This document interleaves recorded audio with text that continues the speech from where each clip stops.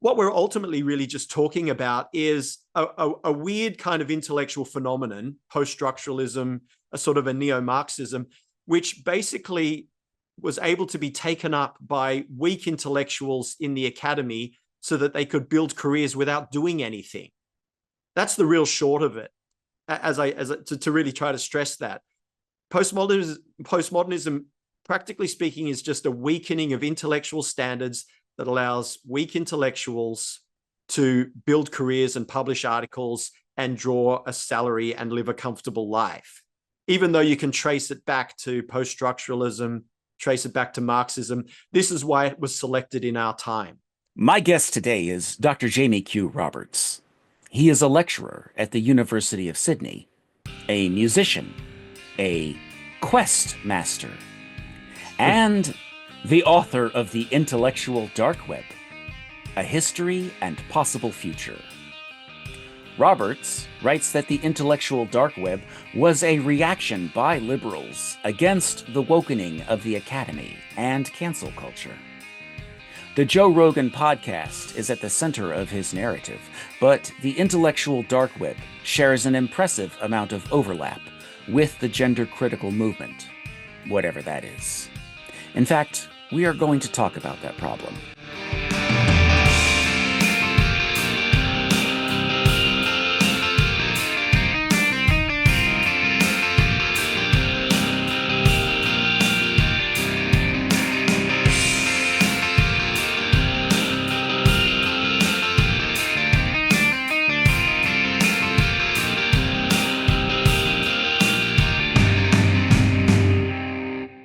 Professor Roberts, welcome to the program.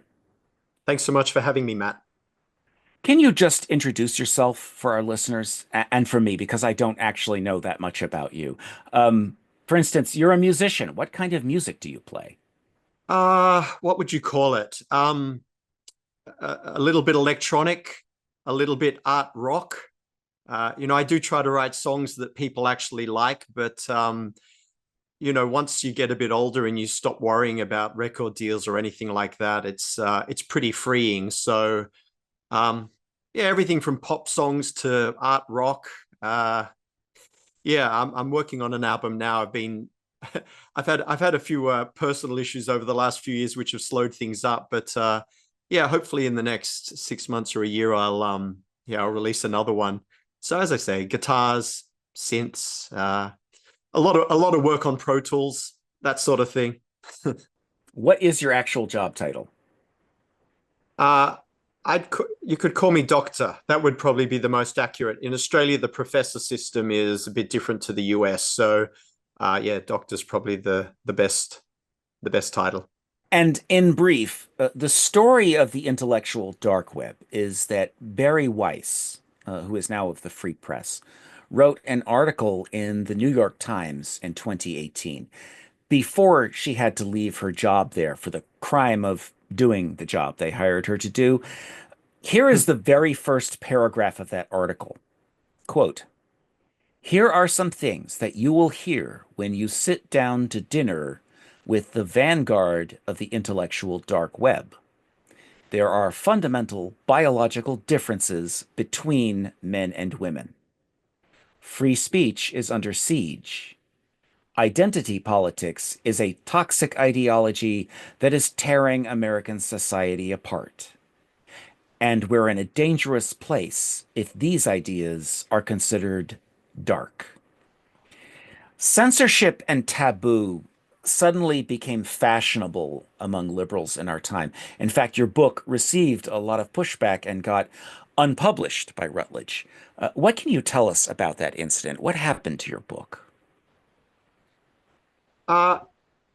It's the publisher played it pretty well. Let me put it that way. So there's not all that much I can say. The few key facts are relatively few. Some years ago, I got the idea that there really ought to be a book about the intellectual dark web, seeing as the figures in it were so hugely popular and hugely influential. Being in having a university position, you need to publish. So I thought this is exactly the thing that I ought to publish on. an editor from Routledge randomly got in contact with me, as happens from time to time with academic publishers, saying, are you interested in writing a book? I said, yes, this is my book. I went through a process, quite lengthy. These processes often go on for nearly a year, of pitching the book, writing up a proposal, back and forth, back and forth. The proposal goes out for review, it comes back. So it's quite a lengthy process, which is good, really. I mean, there's rigor in it. And then I was awarded the book contract. From the get-go, I stressed that I wanted to write a book that was accessible to a popular audience, even though I work in a university. I don't like the academia ivory tower stuff. I mean, if it's not, especially if you're in the social sciences, I mean, if you can't make your writing accessible, it's it's a bit ridiculous. So I stressed that all every step of the way. I wrote the book. The book was published. To be honest, I was surprised that I was able to say all the things that I wrote in it, because every page has got pretty much a discussion of some topic that's taboo in the academy. But it came out. But then a couple of weeks after the book was published, I got an email saying there's been complaints about it and it's being pulled from sales. And then the book was investigated, and it was determined that it couldn't return to sales in its current form and it needed a major rewrite. They wouldn't. I mean, I asked them. They didn't tell me the nature of the complaint or who complained. But essentially, they wanted a major rewrite for the whole book, to which I said no. At some point you put your foot down and say, no, I'm not doing it. This is we went through this whole process. The book came out. So I was released from my contract, thankfully, and I found another publisher, Pitchstone, which I'm immensely grateful for. And the book, apart from a new preface, came out, with a few typos fixed. It came out in pretty much the identical form, which is really a tremendous outcome. When you get cancelled, you jump into the abyss. You sort of think, well, was that it? But it wasn't. So, it was a happy ending. But that's the story of the book, in a nutshell. You had reached out to Leslie Elliott for a podcast about 11 months ago, and you reached out to Jen Specht more recently, I understand, which is how I came to write the review of your book. How much overlap do you find between gender critical? That's a whole term of discussion. But how much overlap do you find between gender criticism and the intellectual dark web? How close is the Venn diagram to a circle? Yes, I think. Well, look, intellectual dark web's something of a vague term anyway. It's not a movement. It's just a term that refers to a collection of people. So I'd say the gender critical people, I mean, as you've implied, in a way, they fit perfectly within that broader title of intellectual dark web. I mean, everything that an intellectual dark web person would say about, the trans issue, would be said by gender critical people. So I feel like, like philosophically, epistemologically, one fits very, very neatly within the other. So, I mean, the trans chapter in the IDW book is, it brings up almost all of the points that a gender critical person would discuss. So, very much the same thing, except the IDW would just have a bit of other things they talk about as well, basically. And viewpoint diversity is a big deal with the intellectual dark web. You have to be willing to discuss taboo topics and disagree about them. Whereas trans is so full of taboos. Don't use the wrong pronoun, don't dead name, don't discuss biological reality or rights conflicts, because then the terrorists win. You say that transgender issues were the most explosive ones that the IDW touched. Can you elaborate on that point? Uh, it's strange, really. It's strange that for the last 10 or more years, the trans issue has become kind of the most explosive political issue there is. And so I suppose being willing to speak your mind about the points that you mentioned, biological reality and whatnot, that's kind of become the line in the sand that an independent or a critical thinker or someone who's just in touch with reality, it's like that's the thing you have to move through. And because the trans thing is such a cult, it's like, yeah, it's like to be in the cult, you have to deny your own sense of reality. You have to you have to you have to agree to the paradoxes that everyone knows makes no sense. I mean, trans women are women is clearly a paradox that it collapses at the most the lightest scrutiny. Something like that completely collapses. And so for some reason, though, this cult has become aligned with academia, and then the kind of corporate world, the woke corporate world, Hollywood, the media. Somehow this, as Elon calls it, the woke mind virus has become centered on the trans issue. And this is precisely by virtue signaling in the trans world. That's how you show belonging of all these groups, and that's how you climb the hierarchy.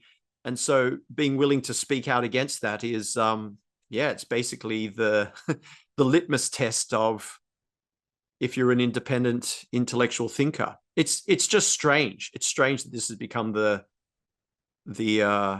centerpiece of our time.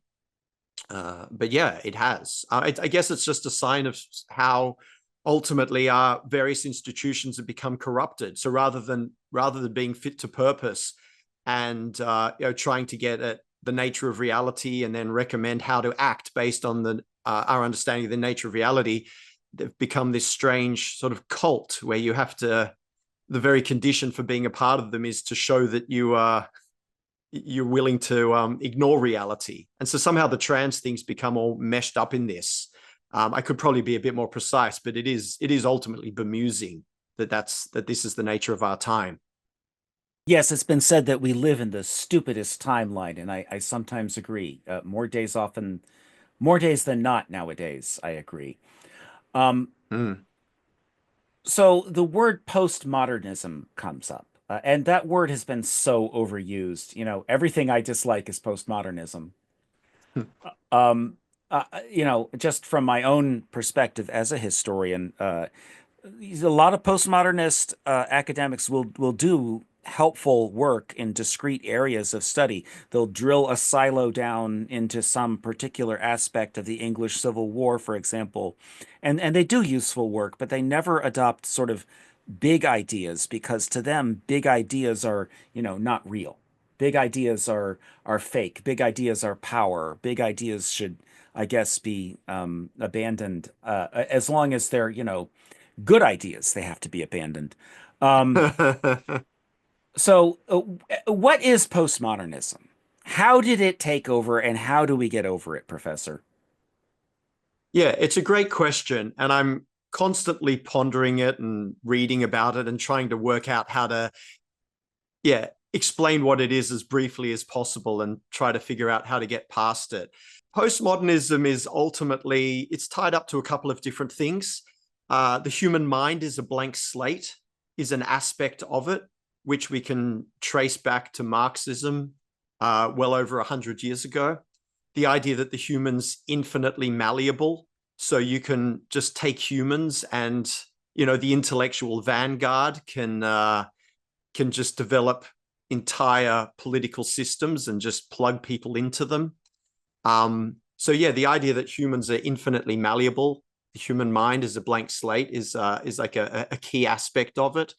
And somewhat paradoxically, you have a great skepticism in it about, well, that was Marxism. And then in the the 1950s, 60s, 70s, we got this kind of neo-Marxist variant that people call post-structuralism. And so when it became clear that the whole kind of Marxist communist agenda was not really succeeding, it morphed into this post-structuralism where rather than having a sort of a class conflict, you basically, the ruling class became this more nebulous thing called power. And with this, there grew up this great skepticism about our ability to discern reality. And the idea was that the powerful construct reality in a way that suits their interests. And so everything is conjured into being by discourse, by language, by culture. So you have this, again, this idea that the human mind is infinitely malleable, mixed in with this radical skepticism about our ability to identify reality, and the sense that, yeah, reality is conjured into being with language. So these are the ideas that underpin it. But what's ultimately happening is far more prosaic and far more just dull. Basically, you have second and third rate intellectuals who have got themselves into the academy and into positions of power, and they don't have much to say. So basically, postmodernism allows them to degrade the standards of knowledge. It allows them to sort of go whizzle wazzle and make weak claims about reality, provide weak evidence, and say, well, you know, there isn't really any reality anyway. And I should say one more thing. There's one more aspect to it which is tied in with all of this: slave morality, as Nietzsche calls it. So if you say the human mind's infinitely malleable, and if you also say we can't discern reality, et cetera, then the response is, well, how can you draw a salary? Why are you, how is what you say any better than what anyone else says? How can you even be here? And the one trump card they then play is, oh, I'm on the side of the oppressed. And it's only the oppressed that can identify reality and that know the truth. And none of this really makes any sense. Like the paradoxes clang together.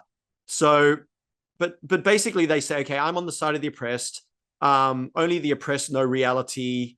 And therefore, you know, as long as I just write from their point of view, I don't really need good evidence. I don't really need good reasoning. And so basically you had this whole critical mass of pseudo-intellectuals forming through the 60s, 70s, and 80s. They infected the academy. They all started echoing back and forth what one another said.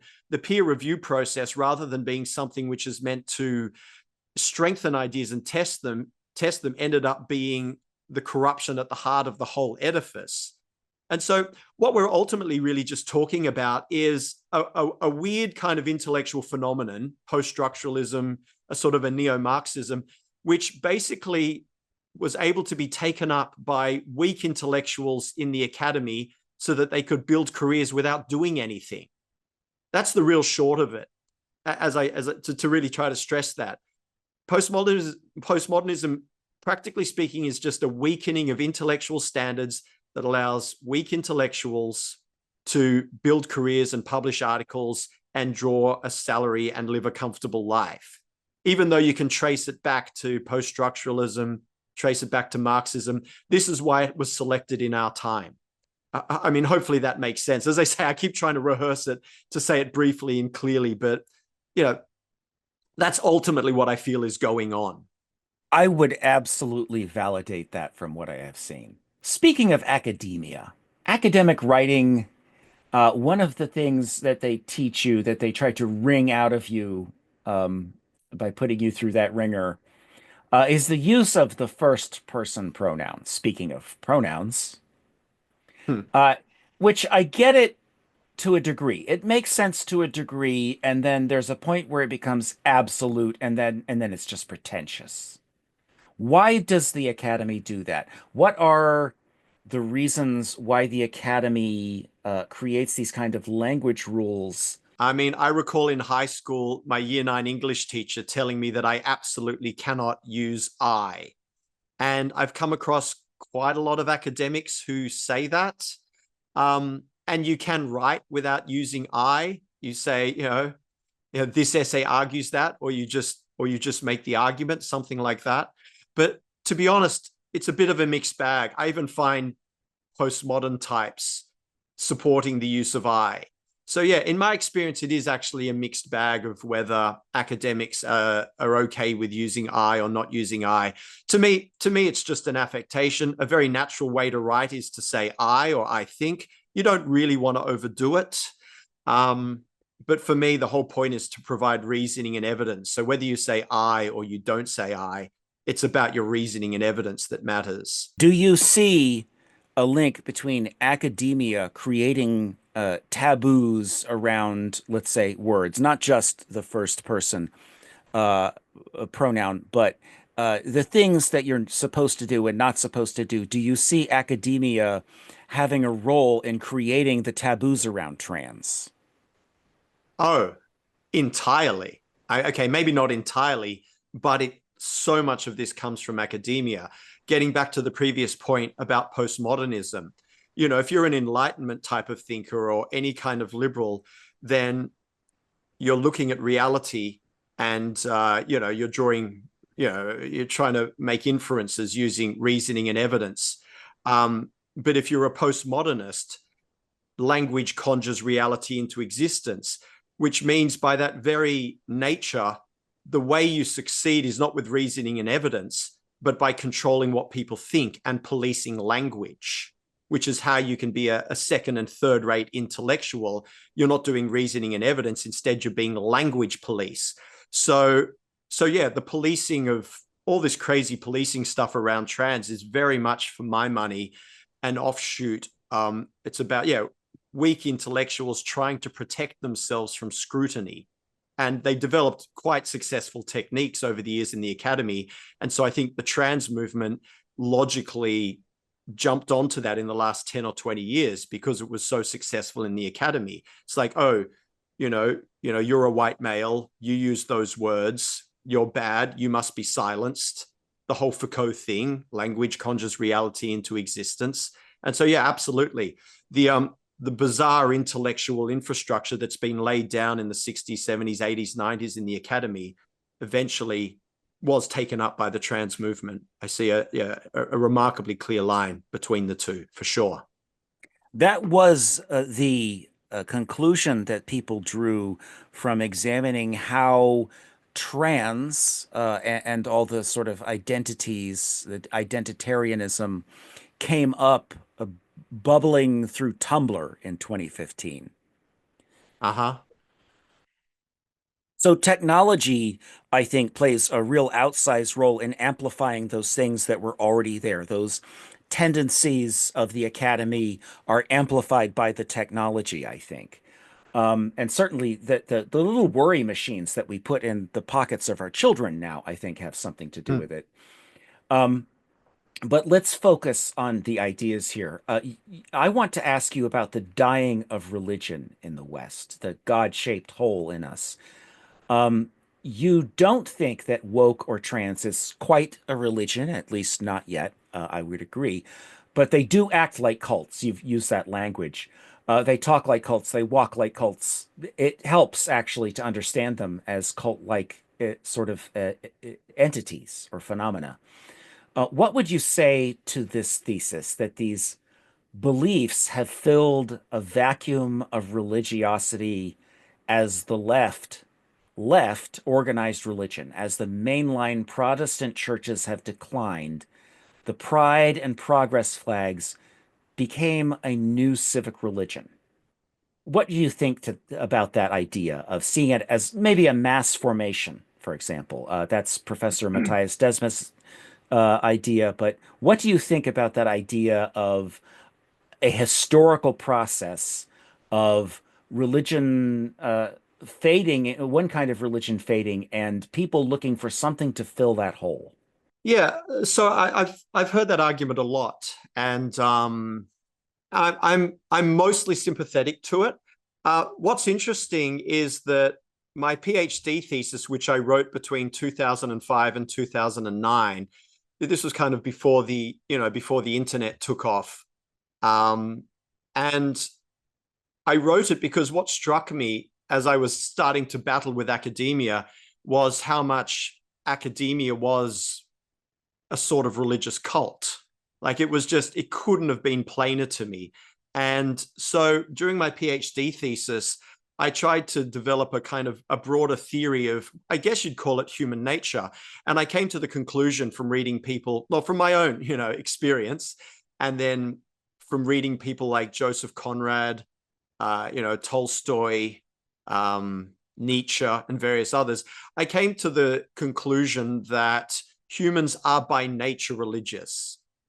And so we've heard this talked about quite a lot recently, which is actually quite gratifying to me that I hear more and more people saying this. So we are by nature religious. We belong to things. And we're often not aware of what we belong to. So organized religion, especially on a good day, which is some of the time, is very explicit about what you belong to. You belong to God, or you belong to your religious community. And it's also very explicit about the codes of ethics that are developed around it. Everything from a sort of the 10 Commandments to, whatever say the Jewish people do with their Talmudic tradition, the Christian faith. So on a good day, religion recognizes that humans are by nature faithful. They say this is what you belong to, and also the thing that you belong to ought to be good. One of the great things about Christianity, about Jesus, is the message of love. In the Gospel of John, the tying of logos, truth, to the word of God. That's an extremely powerful thing that Christianity has. Compassion, truth, all those things. So I'm saying this because perhaps way back in the day when we were tribal societies, you belong to your tribe, you belong to your land, and there were various checks and balances that kept everything in place. But once we became these vast, sprawling societies, we needed new religious technology to keep things in check. And so that's why you have something like Christianity being so powerful and so successful. Now, to get back around to your question, yes, I suppose if you do remove something like Christianity, you don't stop people from being faithful or religious. People still want to belong to something. And so institutions provide that role to a degree now for many people. Jobs, careers, capitalism, consumption, all of that becomes tied up. But yeah, if you don't have people who have thought very carefully for hundreds or thousands of years about the kind of religious technology you're using, you then spiral out of control into essentially what I would call bad faith. I think it's a very useful term. There are good faiths, ones where the things we belong to are healthy for us, and then there are bad faiths. And so absolutely the whole, I don't know, the trans thing, but then whatever crazy-ass identity politics the trans thing is a part of as well. It's this horrific us versus them, cruel kind of blood sport, which gives people the sense of belonging, but without without pushing them in the direction of good faith. It pushes them towards hell rather than heaven. And this is hopefully one of my next books is about this, and trying to understand how we create. And I think, sorry, to digress a bit more, the Marxists and the communists recognize this on some level. They recognize that there are problems with large societies. There were flaws in capitalism. So they were like, okay, great. Well, we can magic this all up so that people can belong and produce things in a way that is consistent with their being. But they got it horribly wrong because they didn't understand human nature. So various big movements in the last couple of centuries have been attempts to create new good faith environments. But yeah, even the whole trans identity politics world is trying to do that, but it's failing horribly because it's just turning into us versus them and reveling in cruelty without love, without forgiveness, without being tied to truth. So yeah, that's a long response to what you've just said. But yeah, humans, to sum up, humans are by nature faithful, and we have to be very, very careful about what we belong to. We need to belong to things like our family. We need to belong to the best aspects of our civilizational tradition, literature, whatever, or indeed to God or something like that. So yeah, it's kind of a long response, but these are very, very important and very deep issues. Speaking of the size of society, you write that the so-called Dunbar number is a big topic in the intellectual dark web. And some listeners may be familiar with Robin Dunbar through the writing of Malcolm Gladwell or other sources.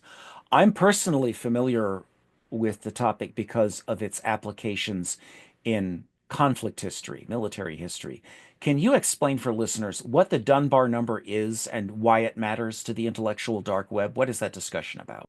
It doesn't come up all that much in the intellectual dark web, but it came up in a couple of times, and certainly in some seminal moments. I think when Jordan Peterson and Brett Weinstein appeared on Rogan, I think in 2016. I seem to remember that's when the discussion was.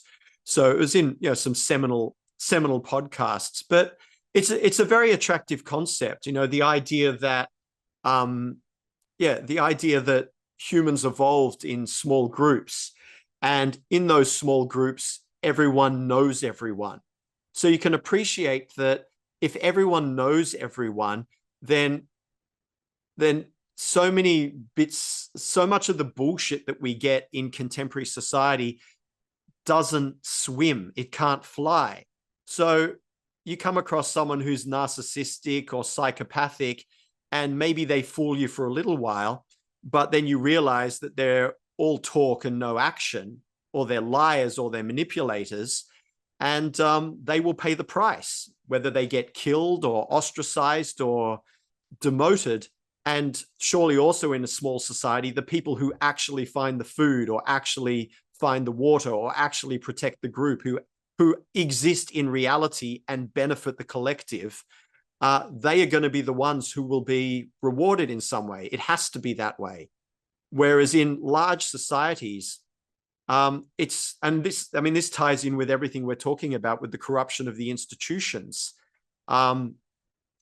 People who do not have much to offer in reality can get into institutions or groups or anything like that. They can lie, they can manipulate, but there's not a price to be paid.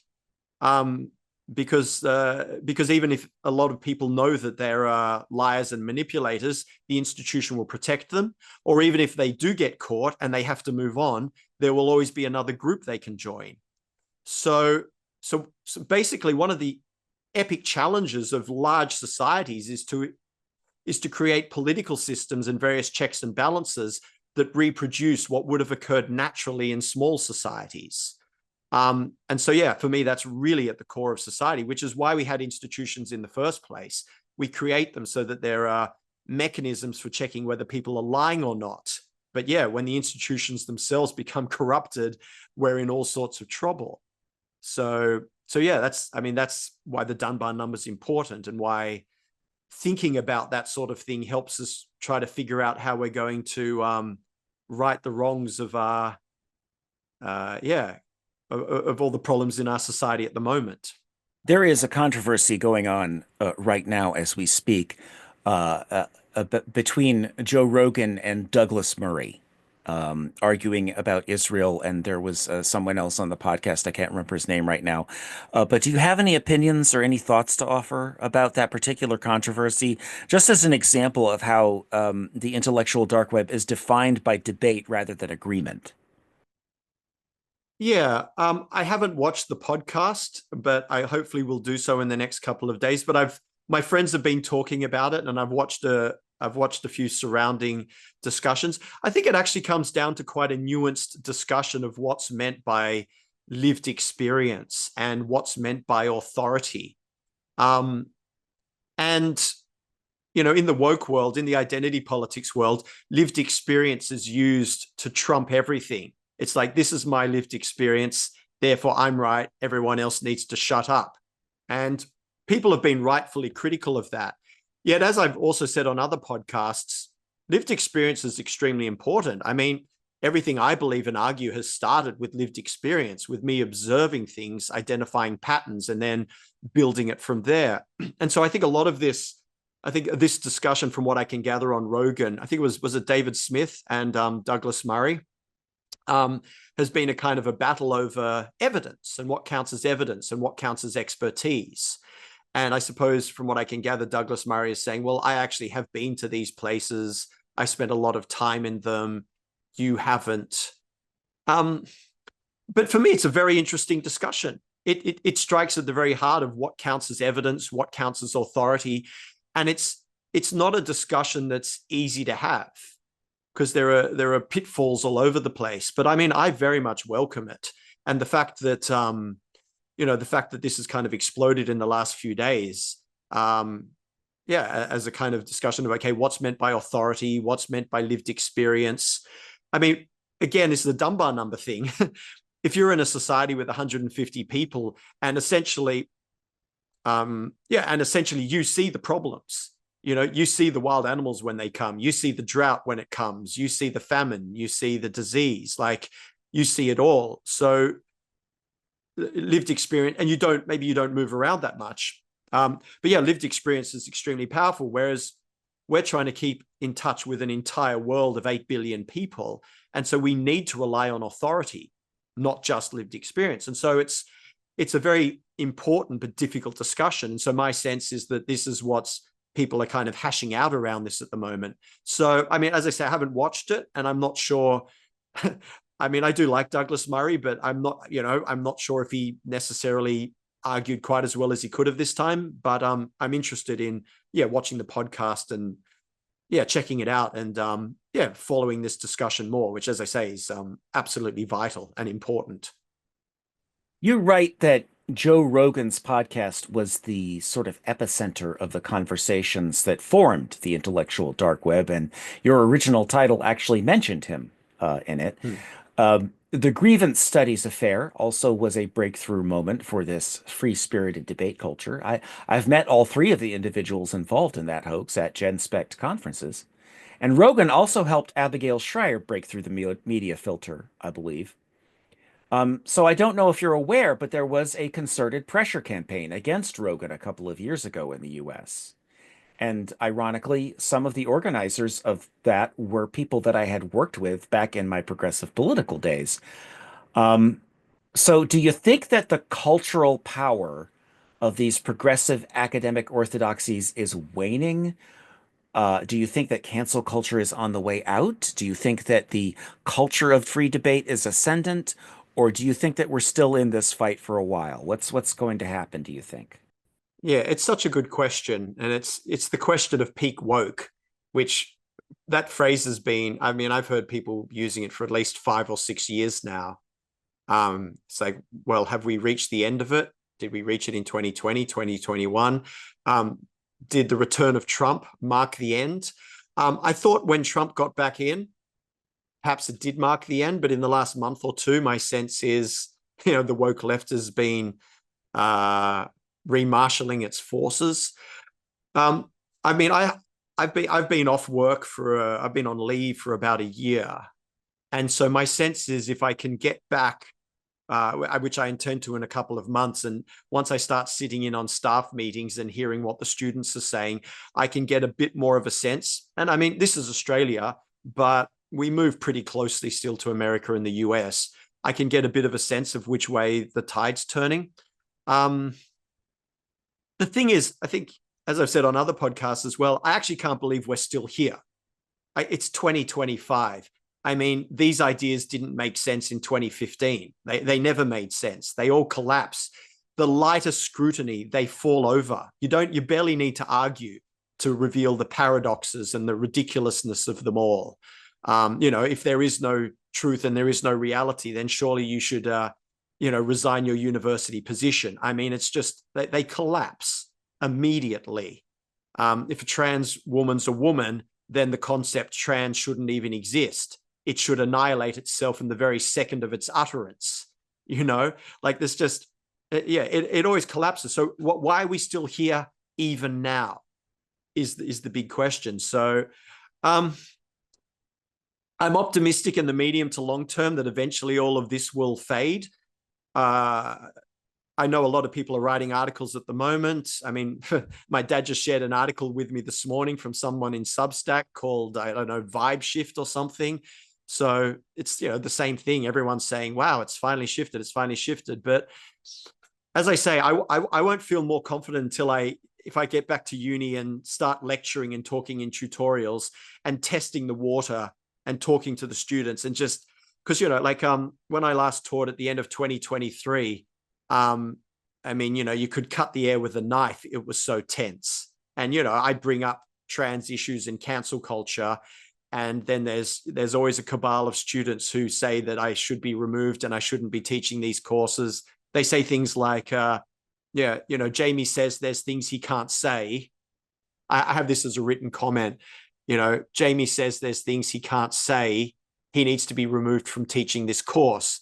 And you sort of think, can't you see how just in like one sentence, you've just entirely proved yourself wrong?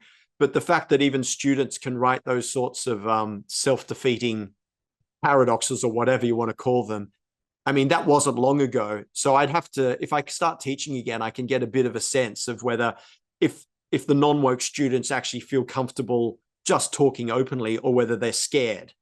And so that's kind of how I can tell whether the vibe shifts really happened or not.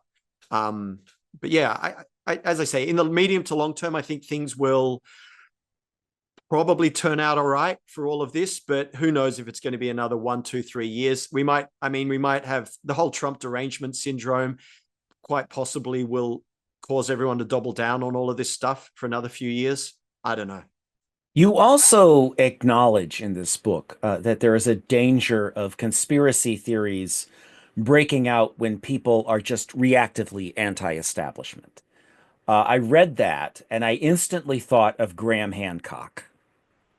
Also, Christopher Dunn. You may not know who he is. He's the guy who says that the pyramids are actually power plants built by aliens.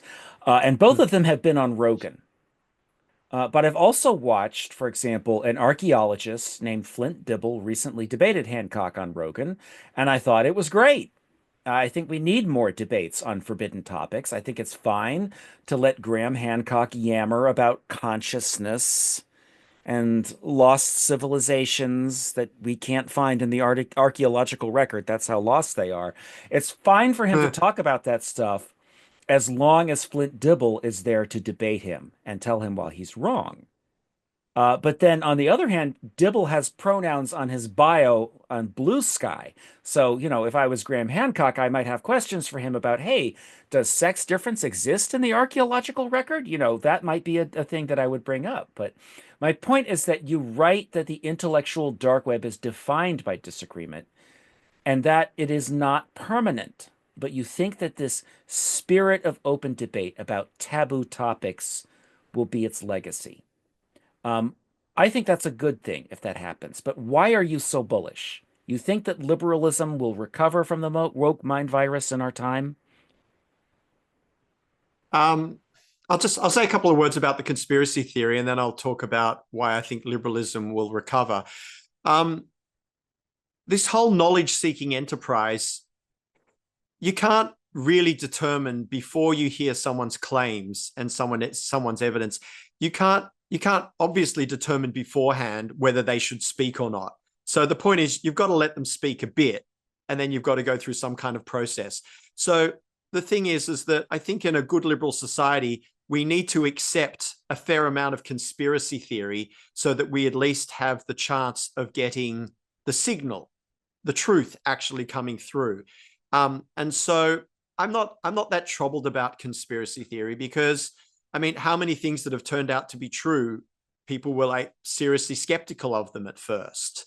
Obviously, the whole, Earth goes around the sun type stuff, comes to mind. So yeah, sure. And maybe the Graham Hancocks of the world get elevated a little more than they should, but there's no way to get this exactly right. So I'm fine with conspiracy theories as long as there is, some sort of debate. And okay, Rogan maybe is a little bit too conspiracy theory, but to his credit, he often tries to set up debate. He tries to make it happen. My friends listen. We all debate. We're not stupid. We can watch Graham Hancock and say, yes, it's kind of fun, but where's the really good evidence? We're all skeptical. So it's fine. The process works. Okay, to get to your second point, the second question, why am I bullish about liberalism? I think that the human mind, and I write this in the conclusion of the book because I'm trying to tie it all together then, and it's this exact point. The human mind is fundamentally set up to perceive reality. Obviously, there's bits we miss. We're not set up to perceive in any naked way subatomic particles. We don't see all of reality, but we see some of reality in a way that actually works. The human mind is made up of zillions of little modules that model reality. And when reality doesn't play out in the way that we've modeled it, we direct our attention to it and we go, hang on, what's going on there? Do I need to update my model? Do I need to worry about danger? Whatever. I mean, this seems to be the gist of what the neuroscientists have figured out. So the human mind is fundamentally about perceiving reality and working out how to act. And the more competent or successful humans are the ones that do that well. So my sense is that the truth will out. As much as we try to bend things in crazy ass directions, it might go in the wrong direction for 1 year, 5 years, 10 years, 20 years, but sooner or later, the truth will come out. The big question is whether we do so much damage when we swing in the wrong direction that we can't recover. What counts as so much damage? Nuking ourselves counts as so much damage that we can't recover. Environmental catastrophe, probably not. We can recover. Woke mind virus, it's not civilization destroying, it's civilization weakening, but we can recover because the human mind, this is why, I believe this really strongly. There's just something glorious about humanity which needs to see the truth. And of course you have to, because when the wild animal's coming for you, or when there's no food, when you're up against actual reality, it's life or death. And okay, sure, we live in these cushy, sprawling societies where we can keep ourselves insulated from reality, but not forever. That's ultimately why I'm bullish about liberalism, why I think liberalism is fundamental and actually consistent with the very nature of the human mind, and why, if we can avoid nuking ourselves, basically, the truth will win out in the end and humanity will continue to progress. That's my sense. So the intellectual dark web is not a permanent movement. It is a pop-up movement. Similarly, the phrase gender critical has never really sat well on almost anyone included under the label, because it just names the universe of people who agree that women exist. And that is a very diverse group of people, since it contains 95% or more of humanity. Sex realism has been proposed. It's more scientific, but it's still not a great name. And at the same time, I have to say, we have seen how these progressive organizations, they outlive their purposes. They end up turning into these elite interest groups. So I am completely fine with the mass response to gender identity ideology completing its mission and then disappearing before anyone ever comes up with a perfect name for it. No one I know was a professional counter-gender revolutionary 10 years ago. And I don't actually want to be still fighting about this in 10 years either. I don't want this to be my permanent identity. I don't want it to be a permanent identity. So do you think that there is any hope for social reconciliation? Or do you think that these fractures are permanent features of our political landscape? I just want to say a few words about what you're saying. Yeah, I like the idea that a lot of people that are called gender critical, I mean, who calls themselves gender critical? It sounds like the term that the trans community's cooked up for people who don't agree. And so I actually like it that people are like, no, I don't call myself anything. I'm just like, yeah, you can't change sex, duh. I understand that whatever gender dysphoria exists, and that's a very real concern, and we should worry about that. But the remedy of it isn't to remove body parts or for everyone to lie or something like that. I mean, it's just a whole bunch of people making the same really obvious arguments. And so it's like no one really wants, as you say, no one really wants to be in a movement. It's just people who are in touch with reality. And I mean, the intellectual dark web was the same kind of thing. People joked around with the name for a while, but it was just a bunch of people who were in touch with reality at a time when you had to pretend the emperor's new clothes were beautiful. It was just people who were in touch with reality when everyone else was drinking the Kool-Aid. So the fact that the name vanished pretty quickly, I mean, that's great because the people are still just doing the same stuff. Joe Rogan, Jordan Peterson, Lex Friedman, it all just rolls on. Sam Harris, um, which is a great thing. It actually shows that there's more reality to it rather than some cult movement. I mean, look, I don't want to be part of a movement. It pains me. Occasionally, I've dipped my toe into sort of heterodox groups, and the second I'm there for one meeting, I'm like, oh God, I don't want to be here. This just sounds like another group. I just want to do my own thing. And so, yeah, I think it's great that no one really calls themselves gender critical much, and everyone just argues. And hopefully, when this mass hysteria passes in a few years' time, we just get on with our lives and we don't have to do this stupid stuff ever again. So, yeah, I think that's a great point. I don't know, in terms of what unites everyone, it's this point that I keep saying again. It's very, very simple. As long as, I mean, what we hope is that at least a fair chunk of society is in touch with reality. And okay, it's a back and forth discussion.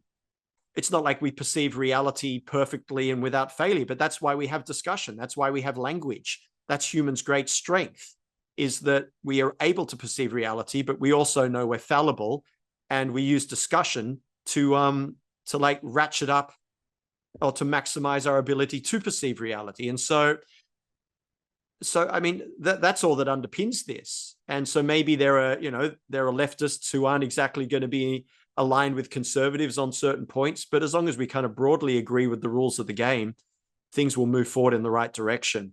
I should say, that's what's most horrifying about postmodernism or the trans stuff, which is an aspect of it, is that they don't even agree with the rules of the game, namely that reality exists, and if we can talk about it, we're going to better discern it, and we're going to work out how to move forward. All we need is in society is a basic agreement about those rules. And then, yeah, even if there are political differences, we'll still keep the whole ship on the rails and move along. So, yeah, there's not going to ever be like I mean, look, I don't know ultimately. I kind of like capitalism, but it's got flaws. I don't ultimately know how to deal with it. It's a long and difficult discussion. And there'll be conservatives and libertarians who are more small government. There are people on the left who are more big government. But as long as everyone agrees that it's a difficult problem and we need to keep working on it, that's okay, which is very different from the postmodern position of you can't even talk about it. You can't even discuss that. So, yeah, all we need is a broad alliance of people who care about reality and discussion, and that will continue. You like to bring poetry onto podcasts when you're a guest. Do you have any poetry for us today? Let me think. I mean, I'm a huge fan of Shakespeare's sonnets. I've been trying to memorize them on and off for the last couple of years, and I'm always trying to get my friends onto them because honestly, the wisdom in Shakespeare's sonnets and the beauty and the humanity is just just kills me every time. Every time I mean, even when I can't sleep, I lie in bed and I recite Shakespeare's sonnets. You know what I mean? So, and let me think if I can give you one. Take your I time. often talk about sonnets. I often talk about Sonnet 66, so I guess I won't do that one again, even though that's really important. I like Sonnet 30. Do you know Sonnet 30? No, go ahead. Sonnet 30 is perhaps the most technically brilliant poem ever written, and so stunningly beautiful. And you know how Shakespeare, like when we think of Shakespeare, we think of, rightly so, the greatest artist to have ever lived, really. I'm comfortable with saying that. And what's so beautiful about Shakespeare, especially when you read the sonnets, is how frail you sense he actually is, how much he's just like everyone else with the same old problems. And it's such a beautiful thing that you can be so great and yet so human and so consciously human at the same time. It's an amazing thing, which if you want to talk about alliances and bringing people together, it's around stuff like this that we can be brought together as well. Just recognizing that, no matter how successful we become, we can still suffer. Sonnet 30 is about ruminating.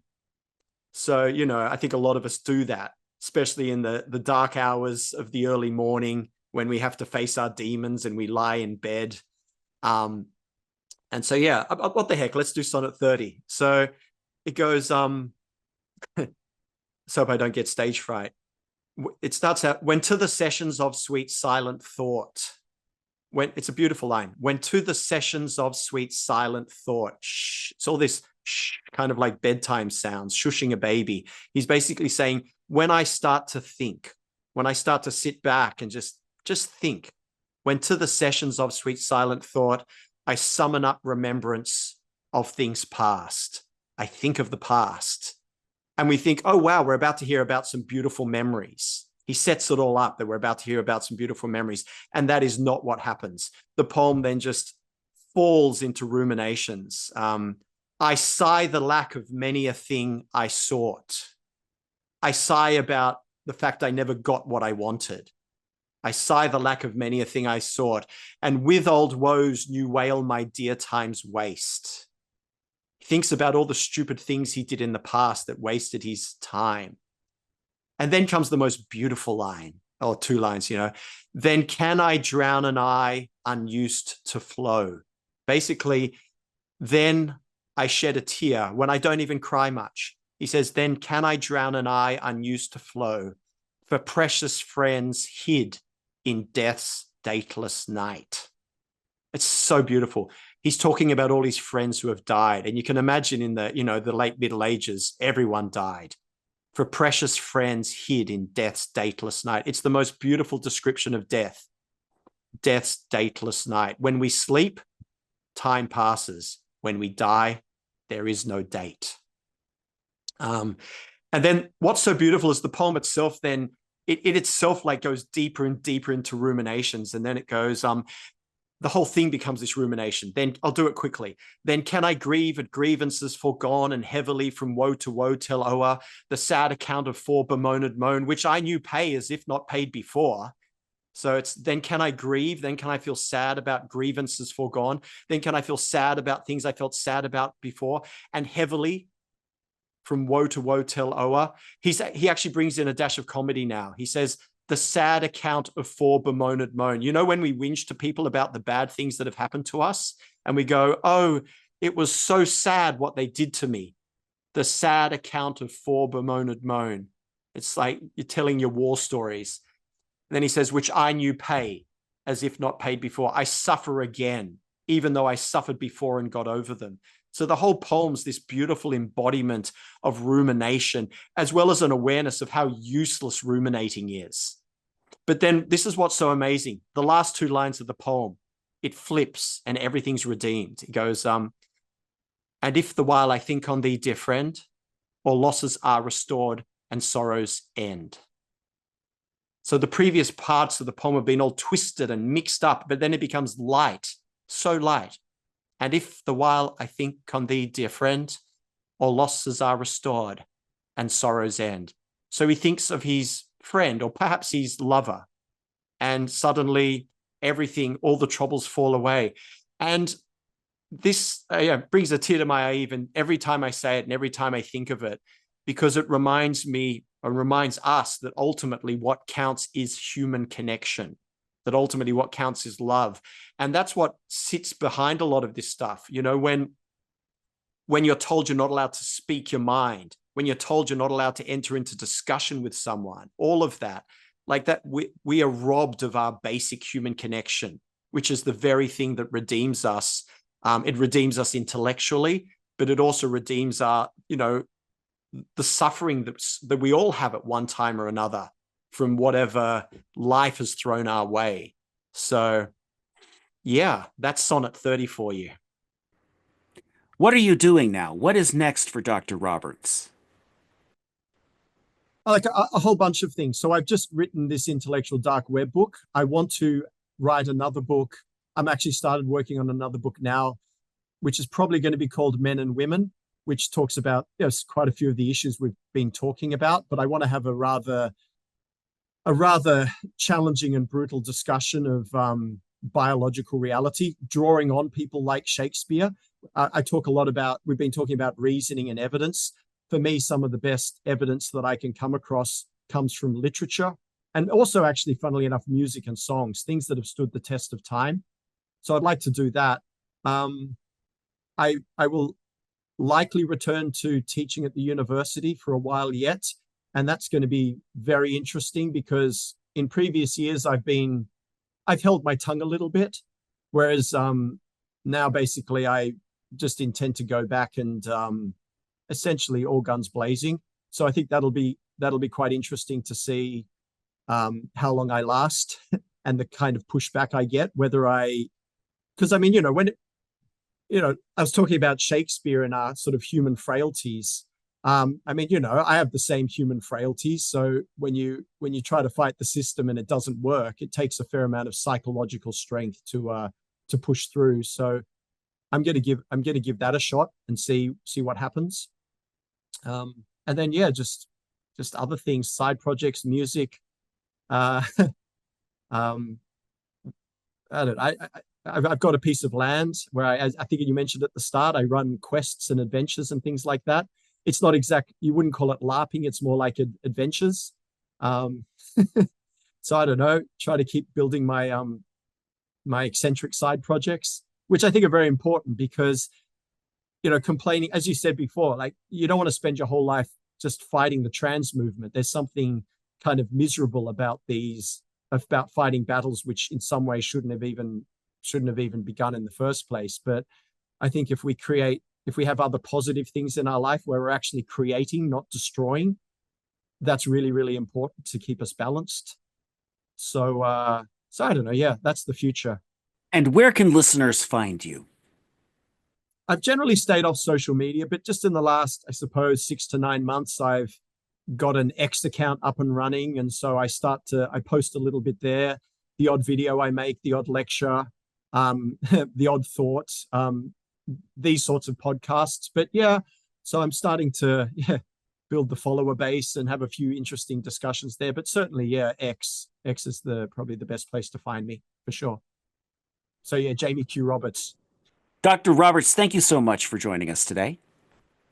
Brilliant. Thanks so much for having me. You have listened to a podcast production of thedistancemag.com. We examine the gender identity culture war through a skeptical, critical, and historical lens.